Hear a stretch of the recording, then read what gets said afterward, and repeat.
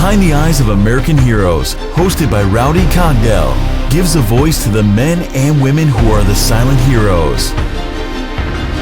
First responders, law enforcement officers, fire, emergency, and military personnel. It's their honor to serve and their duty to protect. This is our country and our communities. We live here.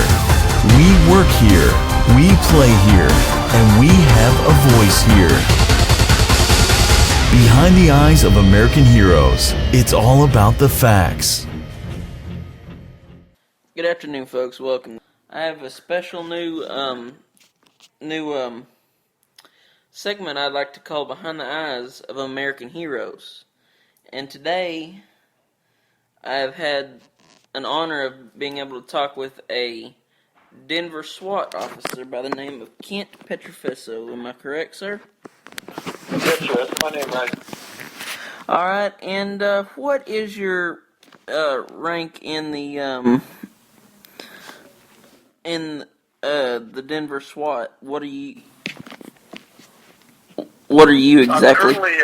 I'm a technician rank with the Denver Police Department. I'm on the SWAT team. I've been on the SWAT team for 15 years. I've been with the department for 23 years. Now, I've seen on SWAT, just like SWAT videos I've watched, some of them are armored trucks that y'all use, and some of them are just regular cars that they issue. Now, what do y'all mainly use? As far as our everyday vehicles? Yes, sir. We drive around in? We actually we use Ford Expeditions, and they're unmarked, and we have bolts in the back, truck bolts in the back that carry our equipment, and it's locked up and secure in the back of the vehicle. Okay, and that's pretty neat. Now, when you're dealing with a critical incident, what is your first priority? To contain the situation and to make sure that we can get any innocent civilian out of the area, contain the suspect, figure out what's happening. You're listening to Rowdy Cogdell with Behind the Eyes of American Heroes. We'll be back after these messages. There's an unknown and mysterious world waiting to be uncovered. A world where you'll need a guide in order to succeed. Beware the perils of venturing into the marketplace without the knowledge and expertise of Motley PR. In today's world, the difference between success and failure is determined by marketing your brand, business, or concept. Get the word out, do it in the right way, and you'll have an explosion of profit before you know it. That's what Motley PR is all about. Motley PR is the right choice for success. This small agency can give you one-on-one attention for anything from business cards to direct mail, websites, promotional material, local TV spots, and more. Contact them today at www.motleypr.com or call 331-425-9756, and together you can start showing and growing your business or service. Question, I believe, is about... I think it was what first response would be, and it all depends on what kind of incident it is, whether it be a barricaded suspect, whether it be a hostage rescue. I mean, primarily is we want to contain the situation as quick as possible. Exactly. Most of the time, the district personnel, the street cops will already have the scene contained, and they're just waiting on you to arrive, and so y'all to take over. We would show up, and then what we would do was we would take over the inner perimeter, what we call the inner perimeter, and our personnel, and then we would begin doing the gathering information on the suspect inside or what's happening. Exits, windows that we can gather as far as the intelligence on the location that they're in. We contain it, and we would actually have to wait for the negotiators to show, whether it be a hostage, barricade, whatever it might be. We contain it, wait for them, let them do their thing as far as negotiations, try to get the person out. Right. So basically, out. So basically, they're higher ranked than you. Is that like the? No, not necessarily higher rank. I'm just trying to figure this stuff out. Yeah, I'm just trying to figure all this stuff out, and because I've watched on different shows like say Flashpoint, that show I was telling you Right. about. There, and I'm not sure if this is true. If y'all describe them the same way, they talk about green walls, they talk about black walls and white walls. Is that stuff y'all talk about, or I mean, like they're talking I about don't four know. different walls, I guess, like the four different, like Oh, like the sides of a place?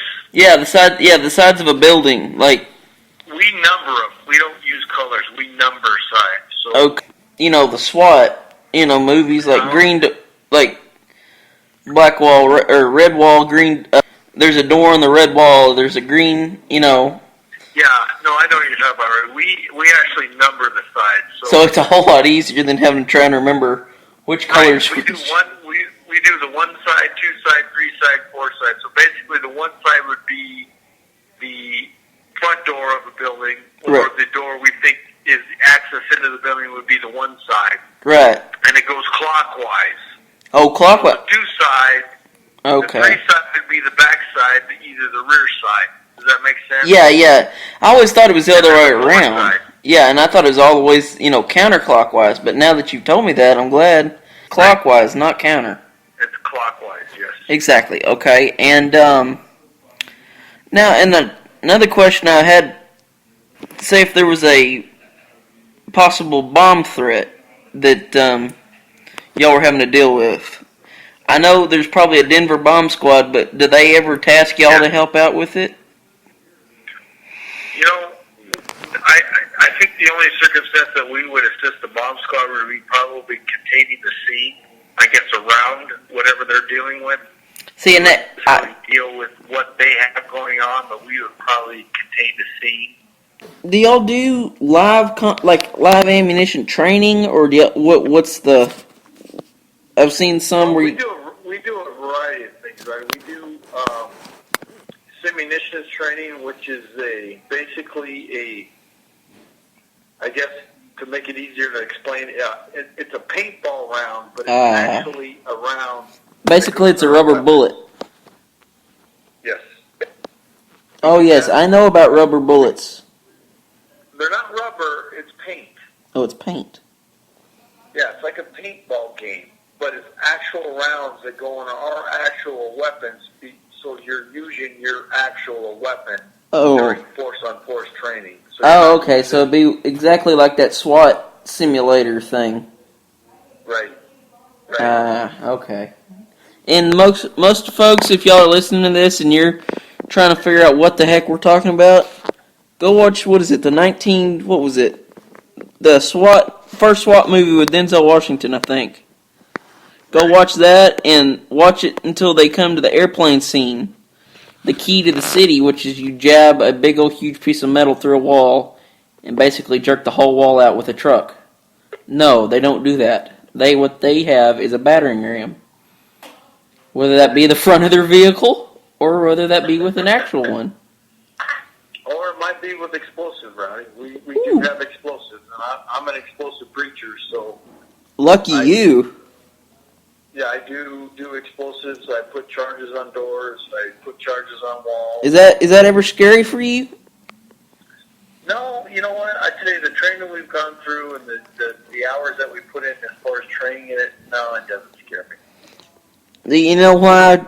I know with, you being a police officer for the 23 years you've been on the Denver police let's see, you said 15, so that would be...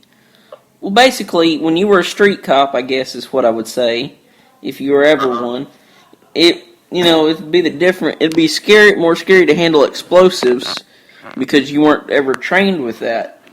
And most people just don't understand that. And basically, if they come to your house and they're executing a search warrant, just let them do the job.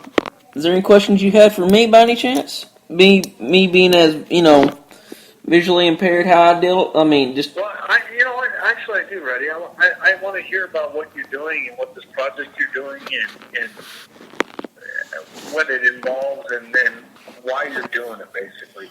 Because I like the fact that you're interested in my line of work. You're interested in emergency services, and I appreciate that. And I know you have a lot of questions for me and everybody else out there that's in emergency services. But I want to know why you're doing what you're doing, and I appreciate what you're doing, and I think it's great. Well, thank you. Well, basically, my interest in law enforcement, I was, you probably. When did you want to start becoming a law enforcement officer? We'll start with that, and then I'll tell you. Was it when you were a little kid? 8 years old. 8 years old. Well, you're gonna laugh at this one. Mine started when I was in pre-K. I don't know. Really? I mean, I was always interested in law enforcement. I always, because of my family friends, there's a game warden by the name of Clint Hunt, and I'm not even sure if you know him, but, and then we were around, because we're a small town, and law enforcement was basically a big deal to me, because they were the ones that, as a kid, and you're going to laugh at this one, have you ever watched Walker, Texas Ranger? Yeah, absolutely. That's basically how, I know it's not the exact way that law enforcement's actually handled, but, that piqued my interest, and I started, I basically one day wrote in my time capsule, when I was a little kid, like, I want to become a police officer. Well, Nice. 13 years or so later, when I graduated, we opened my time capsule, and it said all the stuff that we wanted to do when we were little. And I remember the one thing I looked at that I still was interested till that day was being a law enforcement officer. Law enforcement, military, basically anything to do with the services for the men and women. Basically what you do. And, it's just always been a real honor, to try and serve somebody, serve the country, or your city, whatever the case may be. It always felt so good to help somebody out that needed it, whether that be, Right. like y'all said earlier, I know we weren't recording or didn't get this part on the air, but see, guys, what they've told me, what Mr. Kent has told me, is they don't only go out on missions to protect, but they go to serve as well. They get called out on child, like helping kids find their parents again. It doesn't always have to be. You know what? Actually, Reddy, we just to elaborate on that. Sorry. We assist in lost children. We don't just handle SWAT situations. We don't just, handle bad guys. We handle lost children. We handle at-risk adults. We go to schools with our equipment, and we talk to kids in schools and about what we do and how we do it. And we're always involved in the community. And, it's not the Hollywood version all the time. You know what I'm saying? Exactly. People need to understand that. Right. We're out there just like everybody else, just like every regular person doing our job, and staying in touch with the community and doing community things and being part of the community and letting them know what we do, because it's not a secret. Shouldn't be a secret. And we don't want people to think that, hey, we're SWAT and they should be afraid of us. That's not the case. Any chance to know the population of Denver, just off the top of your head or anything? If I would venture to guess, it's probably between 700 and 800,000, I would assume. Okay, so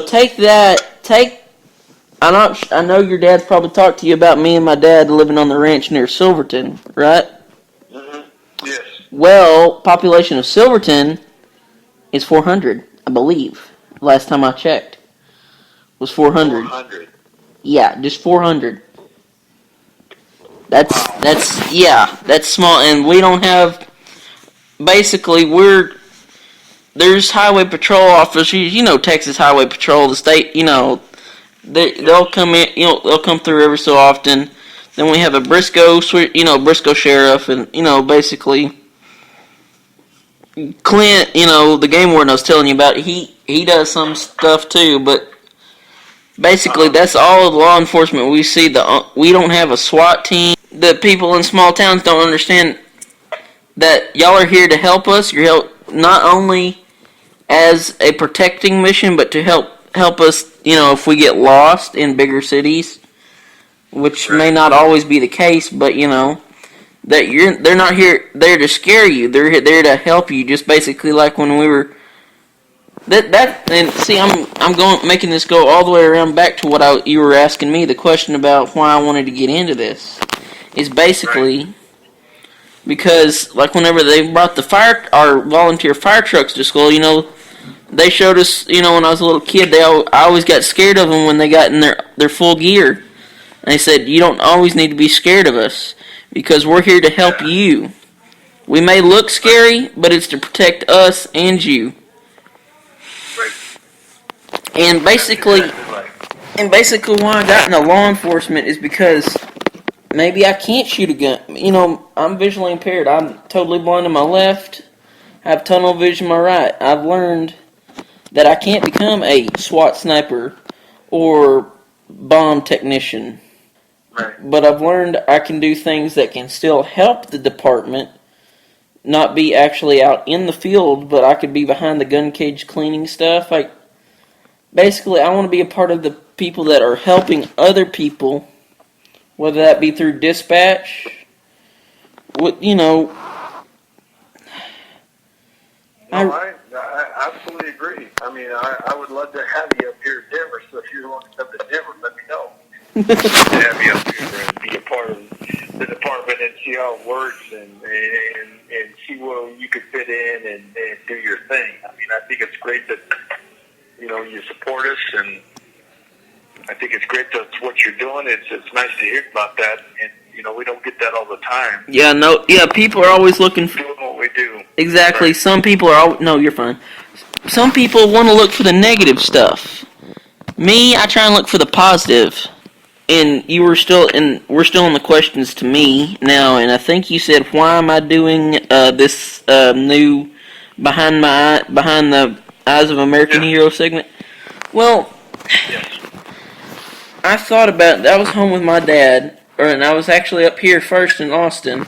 And I was thinking about it, and I listen to police scanners, fire scanners, and all that, and then I went home and I talked to and I was thinking about this over one of our weekends with my parents, and I was like, Dad, and I looked at Dad and I was like, Dad, I think I may start something that may give a new perspective on law enforcement, fire department personnel, EMS personnel, and game wardens. Basically, it's not only the law enforcement community. Heck, it could be TSA, it could be ATF, it could be...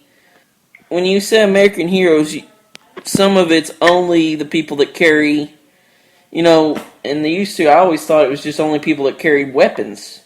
No, that could be George Strait, that could be Reba McEntire, that could be anybody that you can think of.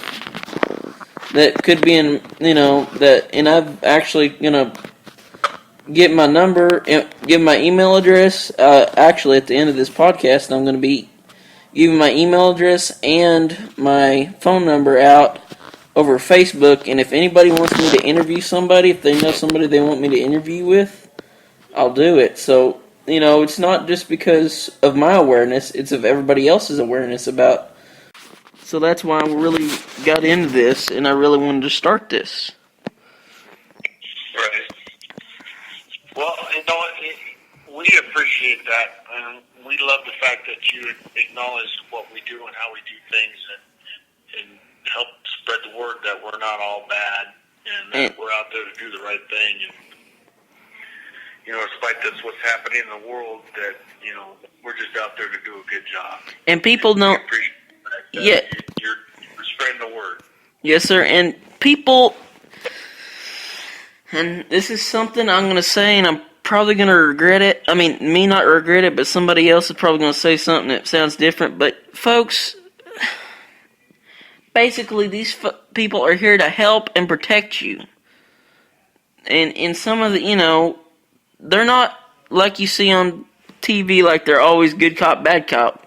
That may be in some perspectives, which it may not happen a lot, Mr. Kent. I may be saying something wrong, and that's why I still have you on the line, but... No, you're fine. Like, that may be used at some point if they're trying to get vital information out of where somebody is that is more deadly to somebody else in the law enforcement or civilian community. And that's why these guys, SWAT, S-W-A-T, is here to protect you, not to scare you, is to protect you. That stands for Special Weapons and Tactics. Think of the tactics they use to save themselves and their fellow officers and you. Be polite. Be respectful. Let them in. Let them do their job. They'll get out of your hair. If there's nothing wrong, they'll get out of your hair, they'll leave. It may not always be the case, but be nice and be polite. And that's the end of my spew. Anything you would like to add? Anything you would like to add to the listeners right now, Mr. Kent? Like you said, I mean, it's a job, and it's a job that we love, and it's a job that I love. And unfortunately, there's laws that I have to enforce that people don't agree with. For me, I would just like everybody to know that we are human, and we are just like everybody else, and it's a job. Right, and you put your pants on the same way everybody does every day. It's right. Absolutely. It just is something I would say, We have families, we have kids, we have all that, and we're not all bad, and we're all out there to do a good job. We're out there to help. Yes, sir. And that's great what you're doing for that town, the city of Denver, in Denver, Colorado. That is great of what you're doing. And, well, I hate to cut it short, and I thank you, Mr. Kent, for letting me be able to talk with you, and absolutely. We thank you for what you do. I appreciate that. I thank you for what you do, Eddie. I appreciate everything that you're doing, and I applaud you, and anything that you ever need or ever want to know, you feel free to give me a call, and I will do as much as I can. All right, well, thank you, sir. And this has been Rowdy Cogdill with our special guest, Mr. Kent Pietrafeso from Denver SWAT, serving his community as well as his family members. If you have any comments, questions, concerns, my phone number, or we'll start off with my email, is rowdy.cogdill, that's ROWDY .COGDELL @gmail.com, or you can text me by phone, whichever you would prefer. Just text only, please, at 806-994-1225. Thank you, everyone, and have a marvelous day.